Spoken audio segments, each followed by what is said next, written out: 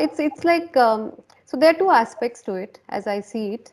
One is that this technology is still being developed, so I think we are still a little away from it, but it's a good idea to think of ethics before it happens. Uh, when you use anything at all in technology or anything at all that helps you get better in terms of healthcare or convenience or anything at all, there is always a trade-off. And I'll give you a very, very basic example. I mean, if you are, if you have, if you're using Facebook and you think it's free, now we know it's not, right? I mean, you are the product and you are being sold. So there is always a trade-off. So while I think from what I remember, Elon Musk's vision is, I think he believes that Neuralink will be done for people with very specific conditions, and if those can be improved, for example, maybe blindness can be cured or dementia can be tackled, and or a neural muscle link can be rejuvenated so that a person with stroke could start using his limbs again and things like that. Now, if the trade-off is better than losing your privacy, I think it's a call that the patient or the caregiver can take. And that's true about everything. I think everything, every decision that we take, I mean, the fact that we use a telephone, a cell phone, we have done a trade-off of giving our private information, right? So that's the world. I mean, there is always a trade-off. Anyone else has a different take on this same question? Hello. Yeah. So I was just trying to say that when it comes to privacy and ethics, like Ashuri mentioned, it's more of our decision that we would like to provide data or not. And one more thing that I would like to emphasize here is it's more of the cause that we are trying to achieve. So, for example, if you are trying to do something good for the society, if you're going to help blind people, or if you are trying to solve anything for good, in that case data shared is not going to have any privacy issues. There's another side that we will have to look into where our data is being shared for inappropriate purposes, which includes the change of the way we look at elections and how much of a way social things influence us, more of how we get influenced by them.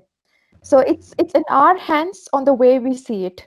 The first category where we're trying to solve something and do things for good, we can of course have our data in. And the second part where we think that our data is not being properly shared or things like that, in that case we should refrain from having our data shared across those platforms, and also that we should not indulge in things which will have our privacy at stake, messages or sharing messages, and even the elections, how people change elections from here till there. All those things can be stopped based on our decision if we want to share or not, and for what. So just a quick get back on your answers here. So what I feel, if Elon Musk is selling it that way, it's a sales strategy to sell it. Eventually, he wants to get to the greater mass, and this is the reality of capitalism. It does not stop at the perfect solution. It wants to expand itself. Also adding to Harini's point of view, where she says where you take Facebook for example. Again, Facebook started as something that was just out of a university. Nobody took it to be something that would transform your life or take away your privacy. So it all starts in a place where it is very nascent and supposed to have an idealistic view, but eventually it gets to a point where the ethics become a concern. And once the technology is built, there are other companies, other people who are going to misuse it. So that's also a problem that we have faced. Like piracy came along with the internet revolution. However, piracy, a lot of people would say, has democratized all the content being consumed, and Netflix is a solution to it. So, how do we balance, and where it does not get to humans actually hitting it hard in terms of like somebody taking away his life, because it would be something within your brain and it could manipulate you to killing yourself. So that's the level of technology we are thinking about. So if we could think about that area and how do we, because if systems are hackable even then, and systems will be hackable, people will just get killed by technology. It will get more serious. Yeah, right out of a fiction that I remember reading some time back. But it's very possible, right, Sumesh? So, what is the take? I think we have Jessica, Siddhant, and Shailesh wanting to speak. Jessica, please go ahead. Yeah, it's an interesting point. I think although technology could be the powerful tool for it, but I don't think this is a technology issue. I think this is a social human nature issue. Because whatever the tool we use, if we think of the Roman Empire, they managed to pretty much spread across Europe and use whatever tool they had, be it violence or coercing people into believing in some stuff that created a social issue. So even before technology, we had exactly the same problem because we're still sapiens. So and we have evolved with technology, but actually with values um, and the basic needs of human nature, I don't think we have evolved as much as we think, only because we have better houses, better cars, a smartphone in our pockets. And so far, and for now, we still have a choice. We still have a choice not to sign up on Facebook, not to use an Apple iPhone or an Android. We still have a choice not to use it. The cost of it obviously is being less into society, a society that right now is a capitalistic society, and we know that.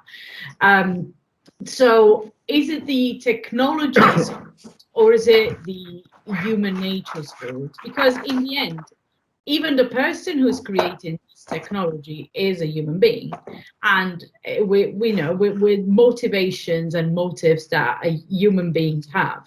So I'm not sure this is something that can be changed by changing the technology that is used. I think it can be what needs to change is the human.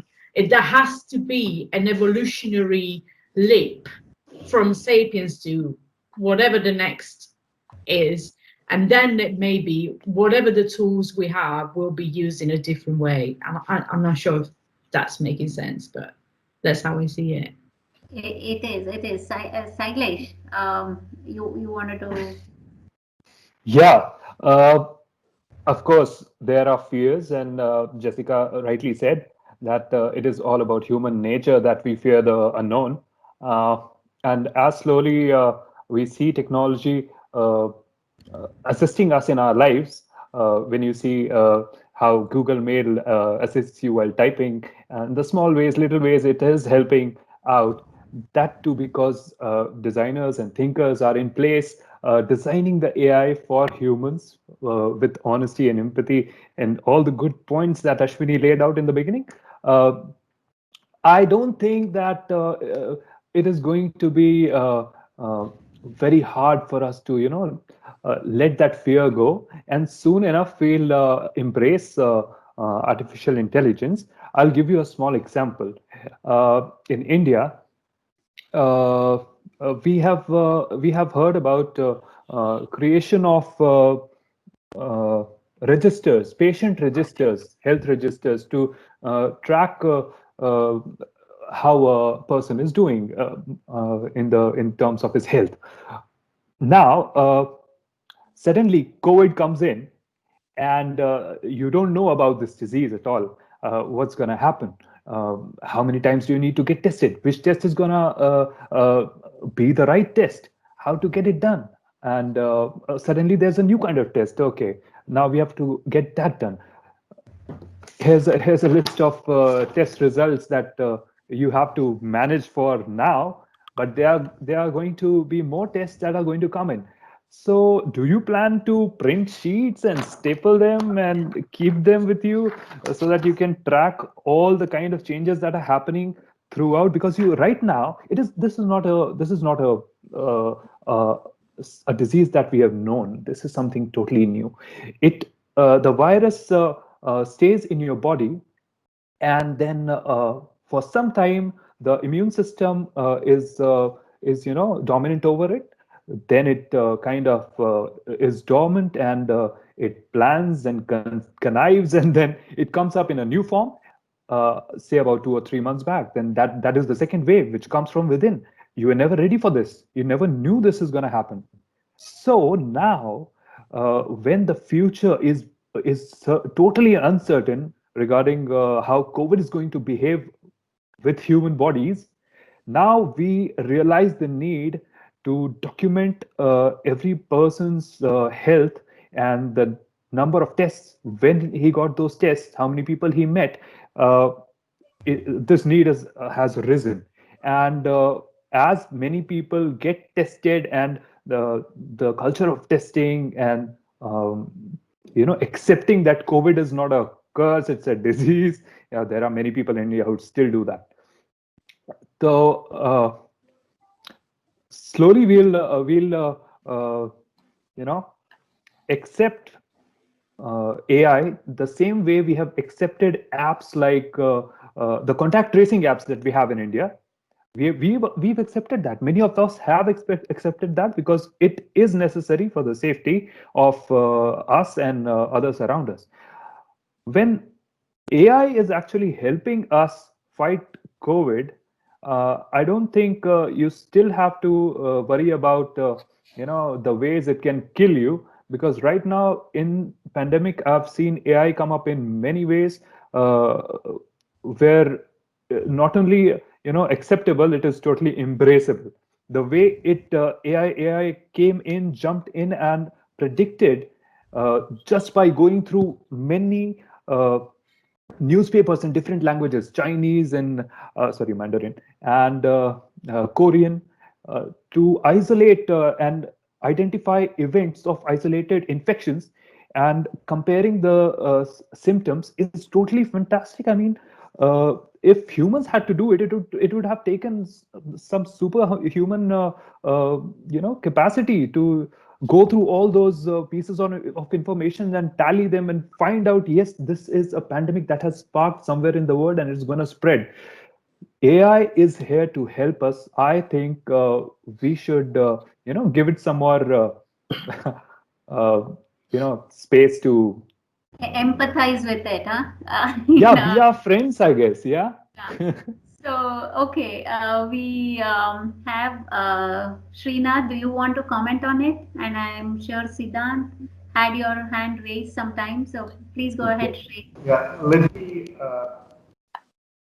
just bring in a little different viewpoint. I was reading an article by, I think it was by Samit Gupta, which was a bit on the AI/ML side, it was pessimistic in its view.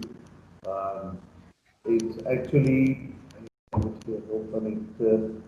said its limitations, AI's limitations, is starting to sink in. There is the artificial intelligence limits and understanding of AI's limitations that is starting to sink in, is the title. It was in The Economist. Um, and there, one of the things that is talked about is there's a big hype in 1950s. There's a lot of investment made around AI, and a lot of statements made that said in 20 years, close to human intelligence will be available. By the time we hit 70s, it was all dead. I mean, it just got hushed down, and another 10 years roughly, again it came back up.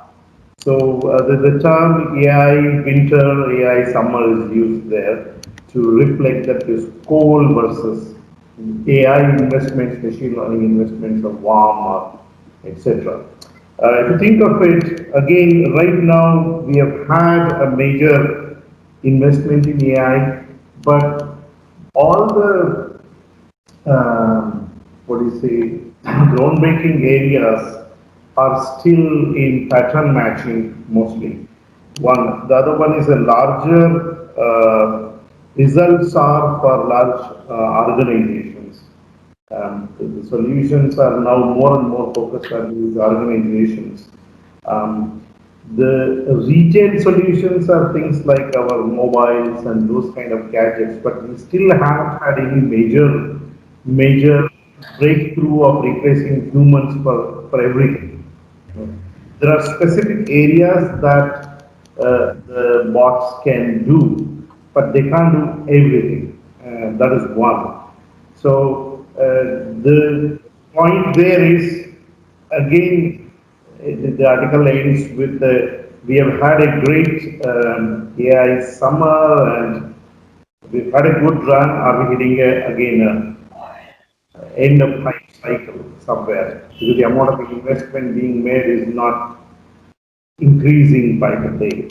Arguably, the enterprise class solutions which benefit the bottom lines are increasing. That's where a lot of the areas we see. We are providing solutions. The platform we have reduce human intervention, make it very easy to build new solutions using technology but solve human problems, those areas. So that is increasing, and machine learning is embedded more as a pattern matching, more of recognizing this is what somebody does. But still a long way to go because the driverless car is still not here. Yeah. Yeah. Yeah. And Yeah. at the same time, even in a place like less populated areas of US, it is not there. Forget about Bangalore or Mumbai, right? Thinking of driverless car itself drives me crazy because one, I don't see the need, but that's a different matter. Yes. But as a technology, I would love to see it, but I don't think it is easy or even very difficult to actually think of all the scenarios that can happen in a place like India to have a driverless car.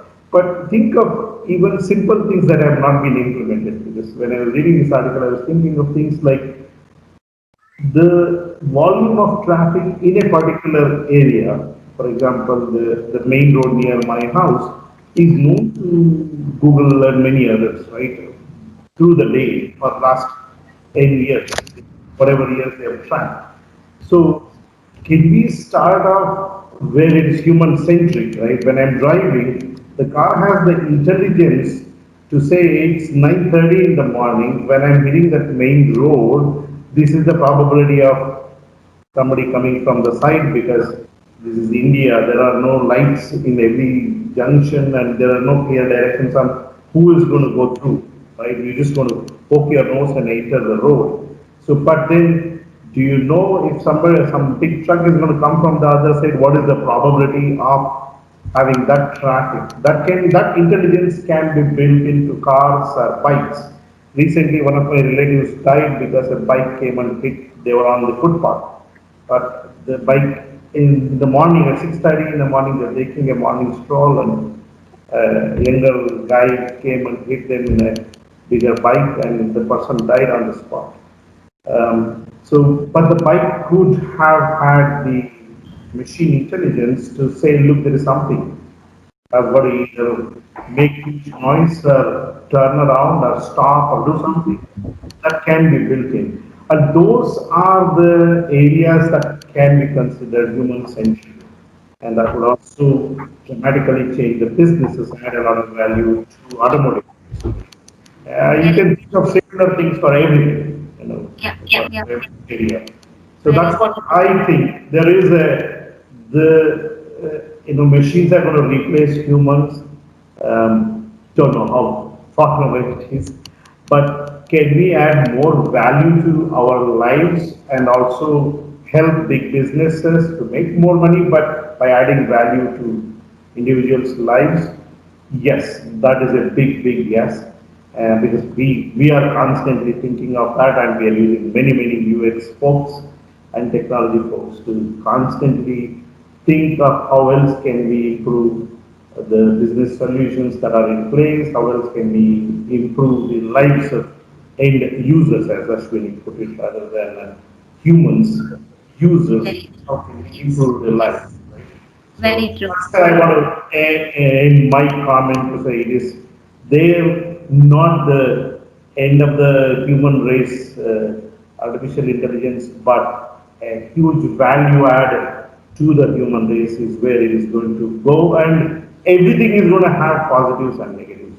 Even when we didn't have AI and then everything had a, if you built a house, somebody was going to come and steal something. If the area had different kinds of people, so that had nothing to do with AI or technology or anything. It is similar.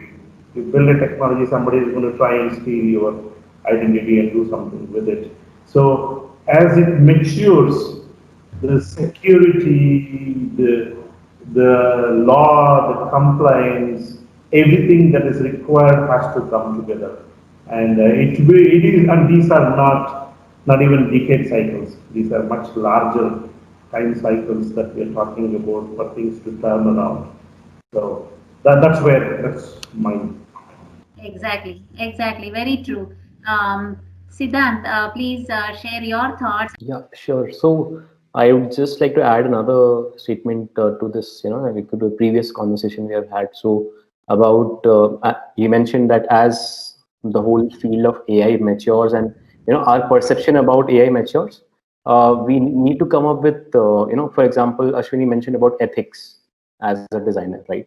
So currently, I don't think we have certain design ethics around AI while we are designing products which have AI capabilities. As designers, we need to be informed around following certain ethics, that we don't misuse users information just for for a business benefit. So I think there need to be some standard guidelines, like for example you have design guidelines in general, right? So there need to be some design ethic guidelines which designers need to follow, as well as uh, uh, uh, for developers as well, right? Because the data is something which is at the back end. Designers can stop that from by mentioning that, okay, this is something which we should not capture because this is against our design ethics guidelines. But then there needs to be, let's say, in companies wherein those guidelines are not followed because they don't have, let's say, designers. So then there needs to be developer guidelines also, wherein certain sort of a code which certain sort of guidelines which are regulatory in the context that they can't really sort of misuse the data, and there should be strict law around it, so that in at an overall level, like, people have that fear of not using someone's data for certain unethical purpose. So I think in all these different departments, like design department in companies, and then development, and then overall in terms of law also, we need to have a lot of guidelines around ethics, is what I feel, which will just ensure that everyone has a right mindset when they're doing something. That's really great. So we have about 15 minutes remaining. So let me just go through the questions that some of the participants have for you. You can either volunteer to answer or just pick it up and go ahead with it. Rimi has posted, AI is part of the evolution. We have been evolutionizing ever since, but adaptability matters at the same time too. That's why it's human centric. The technology which works best for human will stay and get adapted. At the end, humans are the end users of AI mostly. We are evoluting to help ourselves with AI, and the control lies still with us. Absolutely. Anybody wants to elaborate on that thought? I think there's this person called Neer Eyal. You guys might have heard of the common, like commonly famous book, Hooked, right? Wherein he talks about creating habit forming products. So he comes in from a advertising and a gaming background, and he talks about how products like Facebook, Instagram, and others use habit forming techniques to sort of really bring in that engagement onto their product, because the more the engagement on their product, the more business which they make. But recently, after launching the book Hooked, he had, a lot of debate was there that why should we create habit forming products? Why should our kids just get hooked onto using their, mobile phones, considering that there are both positives and negatives while we are using products? And now he has come up with another book, which is Indistractable, right? Which is like an opposite of the first thought, that how to sort of distract away, how to sort of move away from these products, actually. Certain guidelines which help you not get addicted to products. Also, there was one more example, like for example, Google. I think Google was the company. So they recently gave a feature in the Android ecosystem, that they had a feature wherein they would make you aware of how much you're using the phone, right? So at least considering certain design ethic guidelines, they will inform you about how much phone usage you are doing on different apps.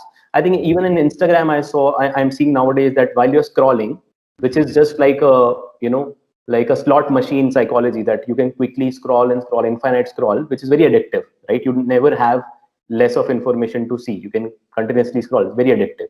But now I think even they have taken a design decision wherein once you're scrolling up to like 3-4 feed messages, they give you a small message that you're all set, or they just stop your scrolling, as an intentional design decision which they've taken. So I think companies are adopting these design ethics wherein they stop you from just hooking on to their apps, with continuous scrolling and things like that. So I think companies like Instagram and Google took those design decisions, but which is sort of against their business model, that you need to be hooked on to their app continuously for more and more engagement. But I think it's an ethical decision that if you're continuously scrolling and if you're using the phone for more than certain set of hours, it's deteriorating your health only in a way, right? So I think designers at these companies understand these values and ethics, and that's why they've come up with these design decisions. Yeah, I just wanted to. In another conversation about AI and how things are becoming addictive, somebody introduced me to this word called de-creepify. So it seems companies like Google and Facebook and Instagram, as you mentioned, Siddhant, they actually have teams who are trying to balance out what the other side is doing, and they want to de-creepify, or Yeah. not create those situations where people just are into it so deep. It's like a rabbit's hole. You just go deeper and deeper, and you don't know how to come out of it. So True. people are trying to stop that, and they are trying to be responsible, and we have to just see how far they succeed, and what is the what is the degree of intent, what is the genuineness of that intent, because these Mm. are also probably terms thrown at us as PR. We don't know really. We are not. I mean, I'm not an Yeah. insider, so I Yeah. am not privy to what really goes on. But there's another aspect that I wanted to, if we have a couple of minutes, I wanted to hear all the panelists' views on it, and I'm very passionate about this subject. So no matter where I'm speaking on this, anything to do with technology and AI, and all of us know the subject, which is why are all the artificial intelligence assistants females? How does it happen? How is it that you have the Siri, the Alexa, all of them are females, the Google Assist, and how does that happen? And let me take you back a little, because when Siddhant spoke a little about how what needs to be done as ethics guidelines, but these kind of biases set in at the briefing stage, because it's so deeply entrenched in the psyche that the secretaries or assistants are women, have been women traditionally, that when the brief is set for a product like this, for a product like Siri or for a product like Alexa, it is almost taken for granted that this assistant is going to be a female. And I have an issue with this bias, and I'd really like to hear your views about it. Yeah, I think Yeah. while we were designing, I was part of the team who was designing Bixby for Samsung, which is their voice assistant. We had done all this research with Indian users, but I think we ended up giving an option to sort of choose between whether a female or a male voice, because again it might be like, yeah, okay, females like to hear like male's voice while they are giving or delegating certain tasks, considering that a major use case of the whole voice assistant thing was coming as that we generally delegate tasks to a voice assistant or so-called assistant, right? And it was the opposite, that okay, females would like to hear males. And as you said, it would be in the briefing stage or in the PRD creation stage or product managers giving a brief stage, considering that it's ingrained in our psychology that will be more beneficial for the product to be successful. Yeah. So and one more thing is that if you talk about the major problem which it is trying to solve, for example, in Indian context, what we realized was that it is more about delegating and transactional tasks, right? Like it should reduce our time. That's what is the value for Indian users. But for users who are in different countries, in China, I think I referred China or Japan earlier as well, that there is this whole usage of voice assistants and chatbots there in a different way for emotional purpose. So therein, maybe using an opposite gender, the end user is sort of able to open up more and sort of get his problems solved more, right? So I think it depends on the core problem we are trying to solve here. I think Siri, I'm not sure why Siri took it a decision to just have a female voice as an option. I think probably that's not good. And yeah, I think there should be freedom to choose between, as a user. So that's my take on that. I think actually Siri gives you the choice. Siri is not by default a woman. I think, in fact, I might be wrong, but I think as a default, the voice is a male's voice. And I'm not surprised, because Apple has always been very, very careful about gender and all the conversations around it. But yeah, Alexa for sure. I mean, the name itself is it's a woman, or Cortana is a woman. But yeah, definitely. So, but that's a great point. It makes me think of the movie. Have you seen the movie Her with Joaquin Phoenix? Yeah. Yes. Yes. So, absolutely. One thing it makes me, if we wanted to look at it from the good side, is that it might be, that because women are normally more caring, warmer. So in that sense, you will feel that, that choice could have been driven by that, but I don't think it was. I think you're right. I think it was driven by the fact that as women, assistants are, as a default, you think of unfortunately, some societies think of women as just an assistant's roles or vice president's roles, this sort of stuff. So, yeah, I think the point is that it's always about educating, evolution. So the more we talk about it, the more companies will think twice before putting a label or a specific role into a box. I think there's no gender bias issue there. I think it is just probably by chance it has happened, because my experience of No. There is nothing such as chance for such things. There's nothing such as chance. Let me finish. No.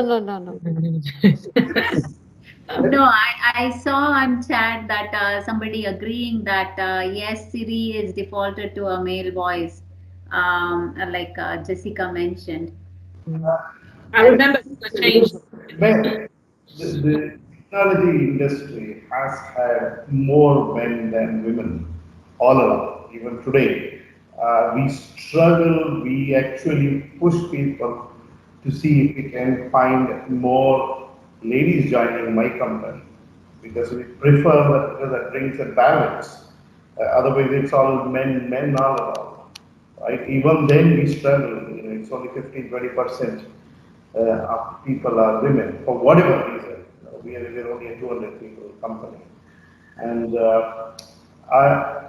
that again, hardcore technology product companies. If you see some of them working, I have worked in similar companies, before we started Evolute and other companies, right? That long hours, sometimes 18 hours, 20 hours, and there were always less number, if close to zero, I would say, and a huge product that we built for a petroleum trading platform where each trade was close to $2 to $5 million, which was way ahead of its time. For 3 months, we didn't sleep, literally. I used to be in the office, and so my wife was annoyed, and she brought the cake for my birthday to the office at 11:45 in the night, and with all the colleagues, I cut the cake. So that mindset with a lot of men around probably is just a need to find some women somewhere. That could be that, and it is just, I think, sometimes we overdo this gender bias. We try to find it in the places where it doesn't exist. And also, any such things can also be seen as companions. Your GPS voice is a companion. I have never seen it, I've never called it GPS assistant, because without that companion, I couldn't get today from where to wherever I need to go. So I actually, a lot of times, change it to women voice because I trust my wife more than myself to find the place. So it's a female voice that drives me to the right end point. So that is, I think it's an overdone thing of this gender bias in some areas.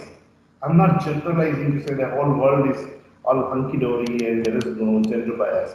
There is, there is a societal structure and all of that agreed. And it's a outside of this whole arena discussion point, and I don't think we're going to end it in a week. If we continuously discuss, debate it, you and I still will be disagreeing with each other. I know you're continuously nodding the other way, so I agree to disagree with you, absolutely. But in this case, I have been called Shri all my life once I entered the Western world. Shri is a female name. Okay, Siri is a, if you know our local language, it's a Tadbhava of Shri. Siri, the name Siri is a different form of Shri. It means the same thing, it just means wealth. And in Indian context, Shri means Lakshmi, goddess Lakshmi. And that's what the name is. And I have been called Shri all my life. So it has not been a problem for me that I've been called by a woman's name. That's interesting. Actually, a previous presentation, we had some videos shown to us, and there were several chatbots. It was like AI used in banking, and all the chatbots were male voice. I was like, okay, what's happening? I mean, that was an observation. But just like Ashwini mentioned, it's like. So a maturity of Keeps product configuration. you wondering sometimes. Yes, that was a great discussion. You build a product, Yeah. you realize you need both the voices. Because there are people who object to having a female voice, or people who object to having a male voice. So then you have an option to say you choose. Then I might object to having an American accent. Then you will have to create an Indian accent. Then I might object to having a Bihari accent versus Kannada accent. So it's just a matter of product maturing. 5 years back, if I spoke, the system won't understand my accent, despite me having lived everywhere in the world. I've been a nomad. Only in the last 10 years I've been in the same house. But before that, for 16 years, I've been a nomad, right? So even then, it won't understand my accent. But now it does. It can respond to whatever I say. With the thickest of Kannada accents, it can still respond. So it's a matter of maturity of product configurations, is how I see it. Anyway, back to you, Rashmi. Great. That was really great discussion. Anything else anybody has? Yeah, Rashmi, just wanted to add to your point where you saw a lot of chatbots in male voice. And again, going back to the point, I mean, it's not my observation. This is something that's been discussed all over the internet, that anything that is instructional or authoritative as a chatbot will have a male voice, and anything that is an assistant who is supposed to assist you in doing something is a female voice. And that's, I mean, that's a proven study. It's not my hypothesis. Mhm. So, yeah, I mean, we have to check how the briefs are being made as well. That's something that us as designers have to balance. I think. I mean, developers just do what's given to them, or what comes from the top. So I'm sure we all have a responsibility to kind of get a balance there. The decision makers who we will advise to come up with these products through our designs. So yeah, we have a takeaway. We have some responsibility on our shoulders to get rid of these biases. Yeah.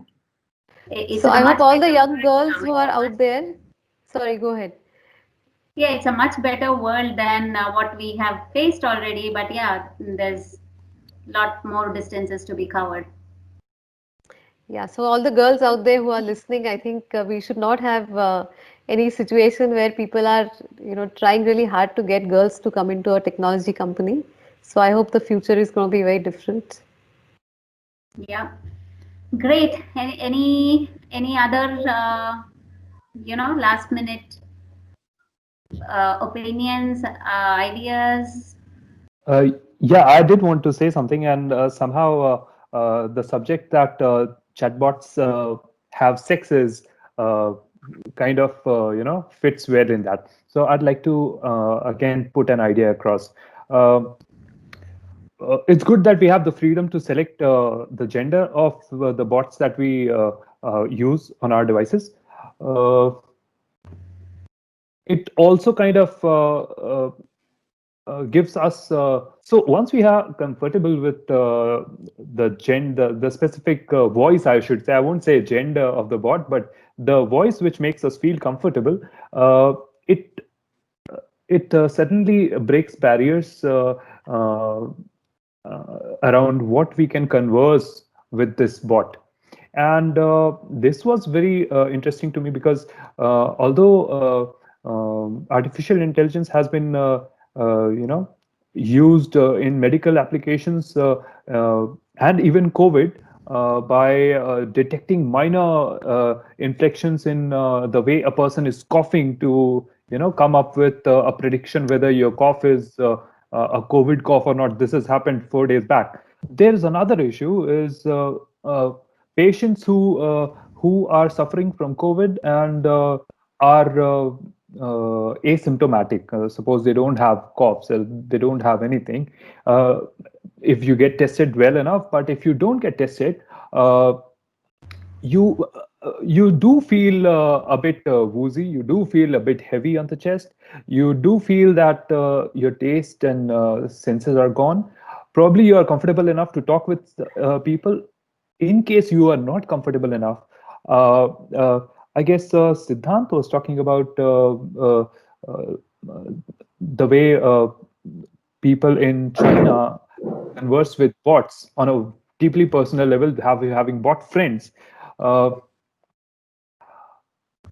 I think there are ways where these bot friends, just by the means of conversation, can pick up on points where a person can open up about how he's feeling, which he cannot tell otherwise. And maybe learning from that collected data can be used to, predict whether this person has COVID or not. I'm sorry, I'm just stuck to COVID, but yeah. What do you think, guys? I just had this idea when you guys were talking. I think it needs to be, I mean, definitely you mentioned like when you're chatting with someone, even when you're chatting with someone, some human in your life or a friend, essentially, just by chatting, they can get to know your sentiment, right? So similar inspiration can be taken from human interactions to design those human AI interactions to solve problems. I very much agree to that. And one more thing here is that I think we should take inspiration from human interactions while we are designing human AI interactions. And another thing I would like to add here is that I think in terms of like a company or a product, when you think of a product or a company, the top management or let's say the CEO or the founders have to be more empathetic towards solving problems and not just about making $1 million business, right? I think it's more top driven in terms of the smallest decision which they take of taking this specific data from the users to the point that whether they want to make more, because like if the founder is a little bit more empathetical person and they really want to solve problems, they would not do unethical things to misuse this specific data as well in their company. They would put up standard good practices to avoid misuse of this data. Even in this kind of a setup wherein there's a chatbot doing personal conversations with you, there could be a possibility which it can be used in a wrong way. But I think what I've realized is that if the founders are, let's say, designers themselves, it cannot happen in all the companies. But if the founders are designers, or if they're not designers, but if they have a certain level of empathy and a vision to solve problems and not just to create a business out of something, I think it goes down into all their products and services in terms of a ethical nature. Yeah, great. I'm sure that answered Shailesh. Thank you so much. It was a very, very insightful session. So I thank all of our speakers and all our panelists. Thank you all so much.